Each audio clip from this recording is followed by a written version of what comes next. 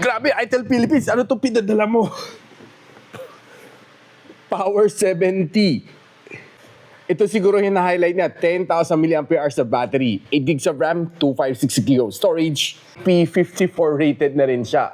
Ito na siguro yung pinaka-highlight niya. 10,000 mAh. Power nga, ang bigat. Relax, it's Power 70. Paano ako mag-relax sa Itel Philippines? Ang bigat nito. Sige, unbox muna natin. Grabe. Parusa to. Uy, mukhang maraming goodies dito sa loob, guys. Oh, tinan nyo. And by the way, this is a promotional box. Pag binili nyo, hindi ganito kalaki, ha? Meron siyang Itel Watch Fit 20. Meron siyang Itel Buds Neo. And ito na ang main course, P70. Ito ang phone itself, si P70. And ito ang kanyang charging case. This is something interesting. Gusto nyo makita ang full unboxing nito?